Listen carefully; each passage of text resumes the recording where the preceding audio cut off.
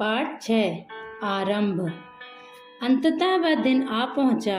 James के भीतर मानो कोई नगाड़े बजा रहा है। कुछ व्याकुलता सी, पांव बलहीन हो रहे हैं, शायद कांप रहे हों। लॉरेंस, क्या मुझे ही चलना पड़ेगा?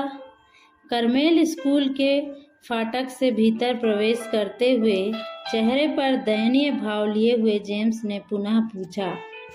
लॉरेंस उसके प्रश्न का कोई विशेष उत्तर दिए बिना आगे बढ़ता गया।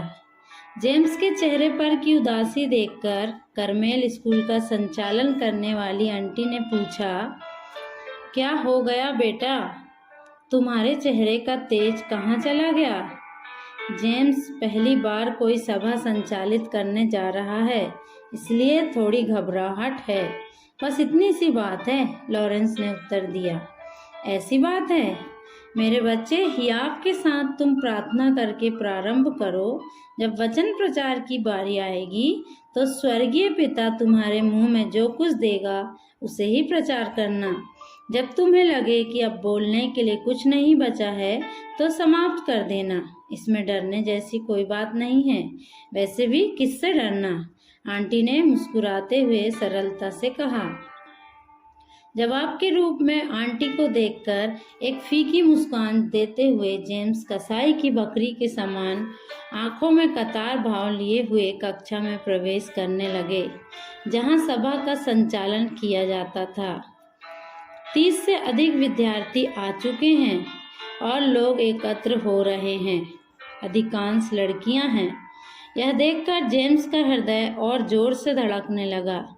परमेश्वर की इस दूसरी सृष्टि के सामने अगर मुंह से कुछ गलत हलत निकल गया तो फिर कुछ ऐसा वैसा हो गया तो जेम्स का सिर चकराने लगा।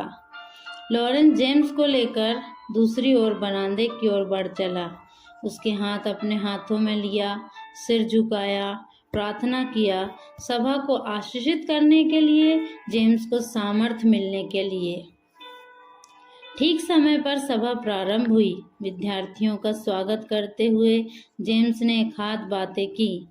2 विद्यार्थी आगे आकर गीत गाने में अगुवाई करने लगीं, जिन्हें पहले से ठहराया गया था। हृदय की व्याकुलता छटने लगी, पाँव की कपकपी कम हो गई। जैसे डर रहा था वैसी कोई समस्या नहीं है।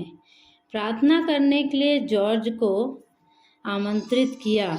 उसने बड़ी सुंदरता से प्रार्थना किया। सभा के संचालन के विषय में विस्तृत बातचीत करने के लिए उसने लॉरेंस को आमंत्रित किया। इसके बाद अंत में वचन का प्रचार होगा। प्रचार करने के लिए खड़े होने से पूर्व जेम्स ने क्षण भर के लिए अपनी आंखें बंद की, पवित्र आत्मा की करुणा के लिए याचना किया। संदेश के आधार पद के रूप में यूहन्ना रचित सुसमाचार 4 अध्याय 13 और 14 पद पढ़ा।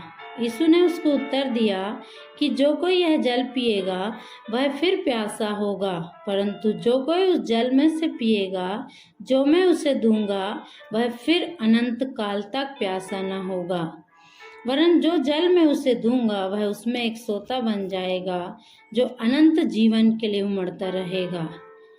यह संसार चाहे हमें जितनी भी उपलब्धियां दे दे, वह हमारी प्यास को बढ़ाता ही है, उसे शांत नहीं करता है। विश्वविद्यालय से एमएससी की उपलब्धि प्राप्त करने के पश्चात पीएचडी करने की इच्छा है।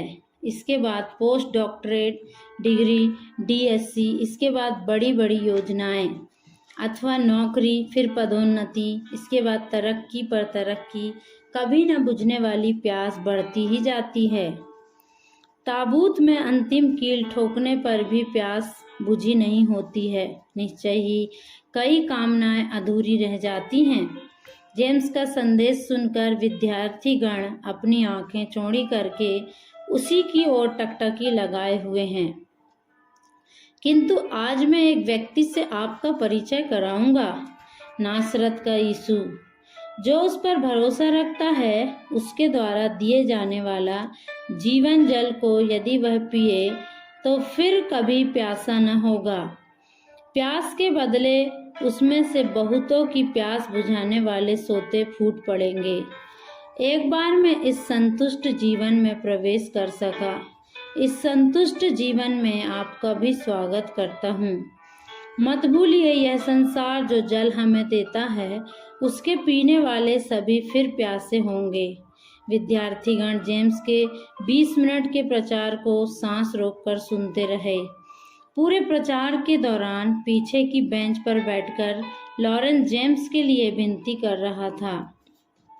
प्रचार अंतिम चरण में आ पहुंचा था। सैम ने प्रार्थना किया। ठीक 6 बजे सभा समाप्त हुई। सभा की समाप्ति पर वह आने वाले लोगों को धन्यवाद देकर विदा कर रहा था।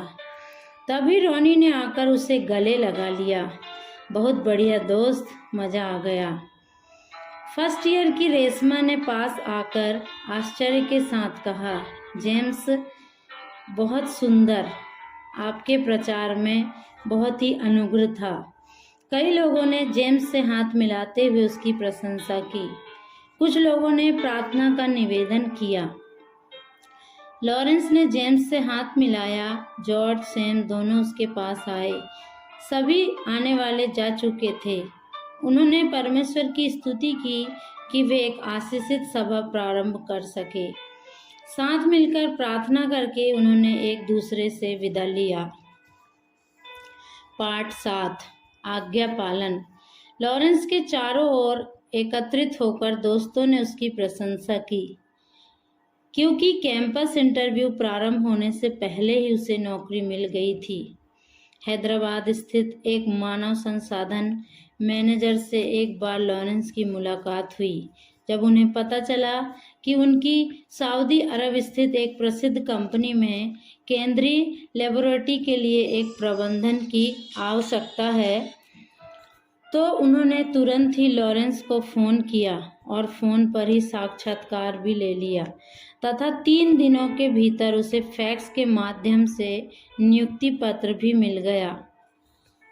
जब दोस्तों ने पूछा कि कितनी अच्छी नौकरी, इतनी अच्छी तनख्वाह, यह सब कैसे मिला, तो लॉरेंस का उत्तर यह था, यीशु की प्रतिज्ञा है कि जब हम पहले उसके राज्य और धर्म की खोज करते हैं तो परमेश्वर हमारी आवश्यकताओं को पूरी करता है।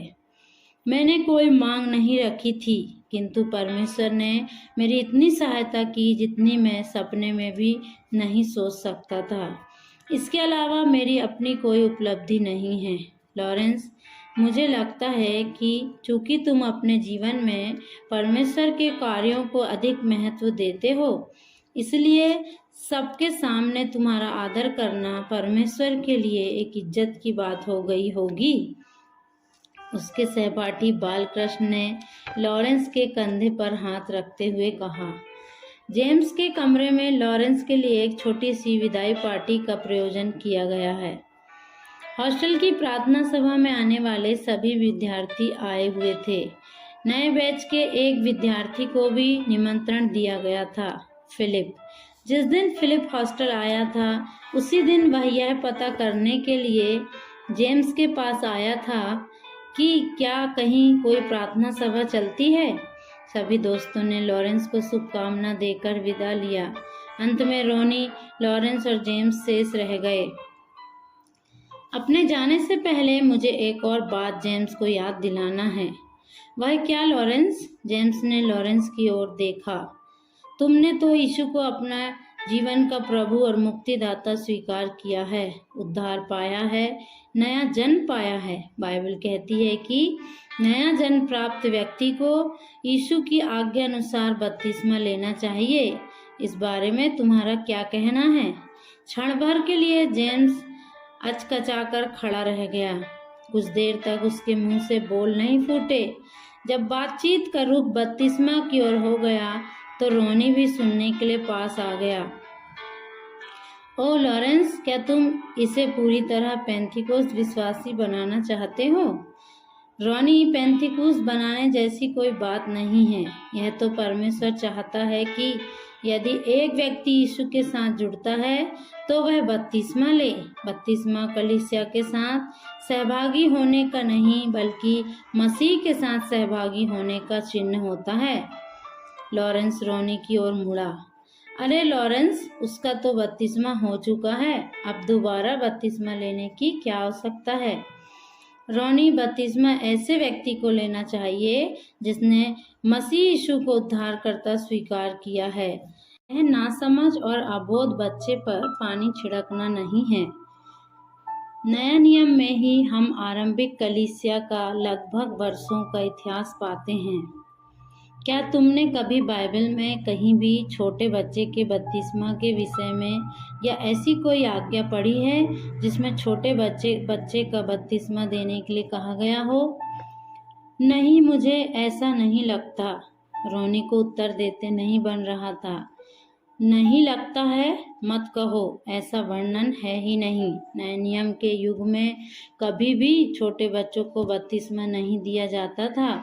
बपतिस्मा केवल उन्हीं लोगों को दिया जाता है जिन्होंने यीशु को अपने जीवन का प्रभु बनाने का स्वयं निर्णय किया है। परंतु हमारे बड़े बुजुर्गों ने तो हमारे लिए निर्णय लिया है ना। लॉरेंस भी तो इन सब से गुजरा है ना।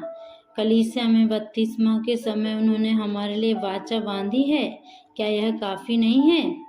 रोनी, यह कैसे हो सकता है? वह नन्हा शिशु पालक पिता द्वारा अपने लिए जाने वाले निर्णयों को कैसे ले जानेगा? क्या कभी किसी विवाह में दूल्हे के बगैर दूल्हे का दादा आकर दुल्हन का हाथ पकड़ प्रतिज्ञाएं दोहराता है? क्या यह काफी है? रोनी, आत्मिकता तो परमेश्वर और हमारे बीच का संबंध होता है। माता पिता तो केवल इस कार्य के लिए मार्ग सुगम कर सकते हैं। माता पिता द्वारा विवाह के लिए रास्ता तैयार करने के बावजूद विवाह तो हम ही करते हैं ना। यदि मैं यीशु को उद्धारकर्ता स्वीकार करता हूँ तो मुझे उसके चिन्ह के रूप में बपतिस्मा लेना चाहिए। जेम्स, तुम्हारा क्या कहना है?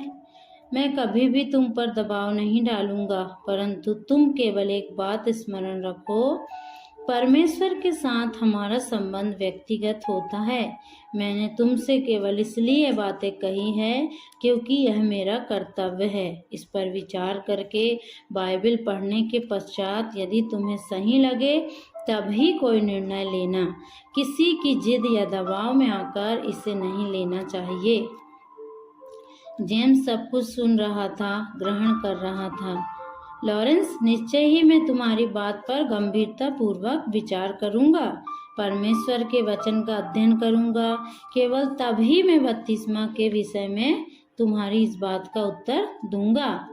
हाँ ठीक है, ऐसा ही करना चाहिए। मैं भी केवल यही मांग करता हूँ। लॉरेंस ने अपनी बात समाप्त की। सऊदी अरब की यात्रा से पहले लॉरेंस ने जिन बातों को जेम्स के विचारों में उंडेला था, उन बातों ने उसे बहुत अधिक सोचने के लिए मजबूर किया। बपतिस्मा, जब जब इस विषय पर उसका ध्यान गया तब तब उसने उस पर विचार किया।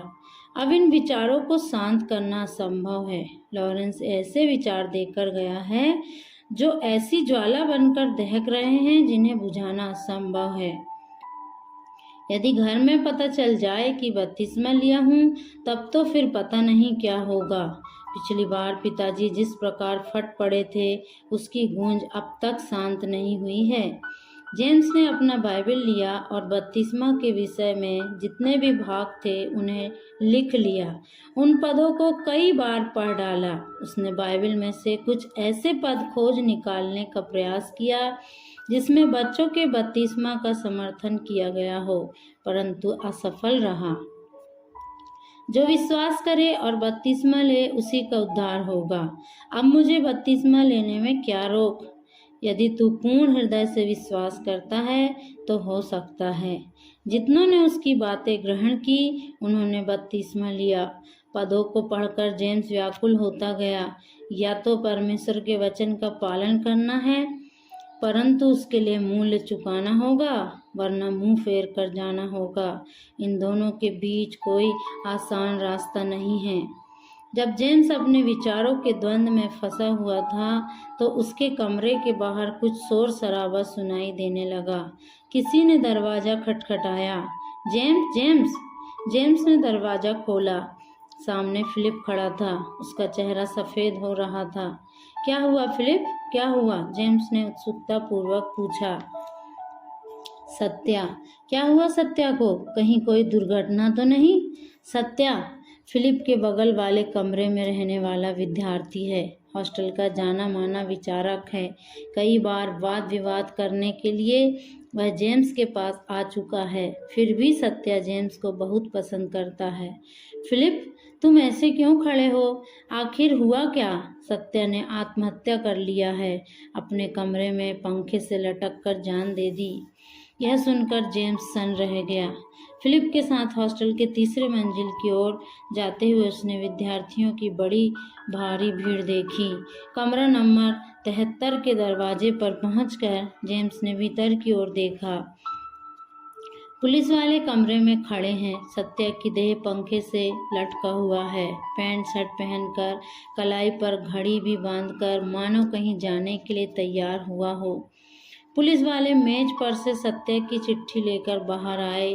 उसमें इस प्रकार लिखा हुआ था, जो लोग अपने विश्वास के खातिर मरने से हिचकते हैं वे कायर होते हैं, खोटे सिक्के होते हैं। मैं विश्वास करता हूँ कि केवल मृत्यु ही अंतिम सत्य है, इसलिए मैं स्वेच्छापूर्वक मृत्यु का वरण करता हूँ। ऐसा व्यक्ति डरपोक होता है जो अपने विश्वास की खातिर मरने से हिचकिचाता है, खोटा सिक्का होता है। जेम्स वापस अपने कमरे में आया और नोटबुक से एक कागज फाड़कर दृढ़ शब्दों में उस पर लिखा, प्रिय लॉरेंस, मैं बपतिस्मा लेने का निर्णय लेता हूँ। बाइबल में बपतिस्मा के विषय में जितनी भी बातें बताई गई हैं उन सबको मैंने कई बार पढ़ लिया।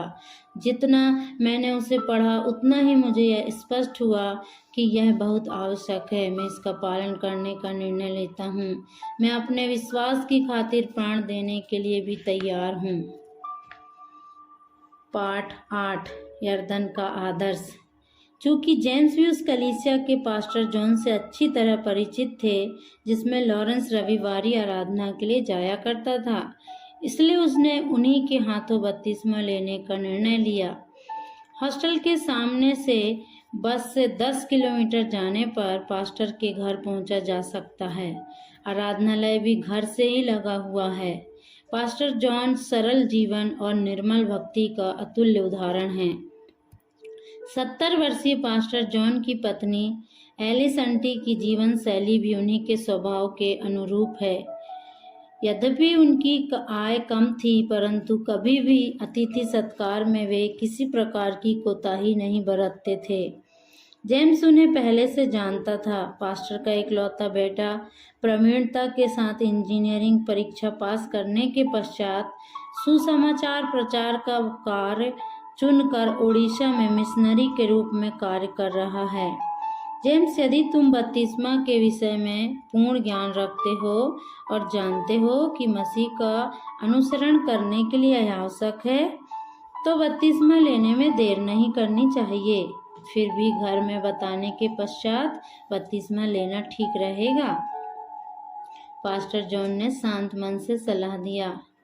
मैं भी यही चाहता था, परंतु मैं जानता हूँ कि बताने के बाद कैसा विस्फोट होगा। पिताजी एक बार इसकी झलक दिखला भी चुके हैं, इसलिए यदि इस समय इसकी सूचना दूँ तो बपतिस्मा नहीं हो पाएगा, इसलिए लेने के बाद मैं घर में बता दूंगा। ठीक है, अगर जेम्स का यही निर्णय है तो मुझे कोई आपत्ति नहीं है। बपतिस्मा लेना व्यक्तिगत निर्णय की बात होती है। हम अगले रविवार को ही बपतिस्मा लेने के लिए आवश्यक तैयारी करते हैं। जेम्स के अडिग निर्णय को देखकर पास्टर ने अपनी सहमति दी। अगले सप्ताह दिन सुबह ही आराधनालय के समीप स्थित नदी में बपतिस्मा लेने का निर्णय किया गया। हॉस्टल से रॉनी, जॉर्ज, सैम, फिलिप आदि मित्रगण भी जेम्स के बपतिस्मा में गवाह बनने के लिए आए थे। आराधनालय पहुंचकर पास्टर जॉन ने प्रार्थना के साथ बपतिस्मा की आवश्यकता और बाइबल के उसके समर्पण के विषय में बातचीत किया। उसके पश्चात पास्टर जेम्स कलीसिया के सदस्य गणों के साथ नदी के तीर पर पहुंचे। युगों पूर्व यर्दन के तीर पर बपतिस्मा लेकर तू हमारा आदर्श बना। हे प्रेमी ईश्वर पुत्र, तेरे मार्ग पर चलने हेतु हम आते हैं। सबने मिलकर। इसके पश्चात पास्टर जॉन पैदल चलकर नदी के पानी में उतरने लगे। सीने तक पानी में जा खड़े हुए, हाथों को स्वर्ग की ओर उठाकर बपतिस्मा की आशीष के लिए प्रार्थना किया।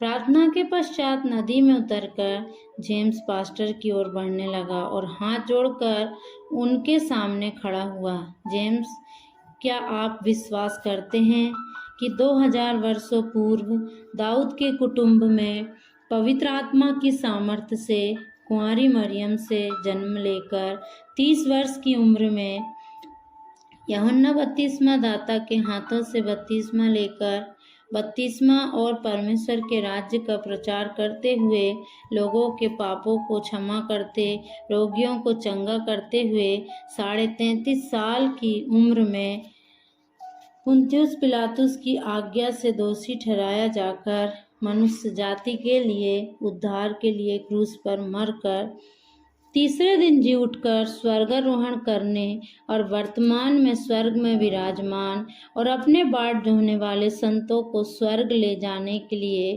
शीघ्र आने वाला यीशु परमेश्वर का पुत्र है। पास्टर ने ऊंची आवाज में जेम्स से पूछा ताकि किनारे खड़े लोग भी सुन सकें। हाँ, मैं विश्वास करता हूँ परमेश्वर के वचन की इस आज्ञा के अनुसार कि विश्वास करने वालों को बपतिस्मा दो, और तुम्हारे इस विश्वास की घोषणा के आधार पर मैं तुम्हें पिता, पुत्र और पवित्र आत्मा के नाम से बपतिस्मा देता हूँ। अपने दाहिने हाथ में जेम्स के जुड़े हाथों को थामे और अपने बाएं हाथ उसकी कंधे पर रखकर पास्टर ने नदी के किनारे में उसे डुबोते हुए बपतिस्मा दिया। पानी से ऊपर आने पर जेम्स के सिर पर दाहिना हाथ रखकर आशीष देते हुए पास्टर ने कहा, मृत्यु तक विश्वास योग्य रहे तो तू जीवन का मुकुट पाएगा। स्वर्ग खुल रहा है, तेजस्वी किरणें उस पर उतर रहे हैं। मनुष्य की श्रवण शक्ति से परे कहीं ऊंचाइयों पर एक धीमी आवाज गूंज रही है, यह मेरा प्रिय पुत्र है, यह मेरा प्रिय पुत्र है। नदी से बाहर आने पर उसका हृदय अवर्णनीय स्वर्गीय शांति से भर गया। धीमे भीगे वस्त्र धारण कर वह आराधनालय पहुंचा और परमेश्वर की आराधना कर उसकी महिमा की। इस लॉर्ड प्रभु आप सबको आशीष दे।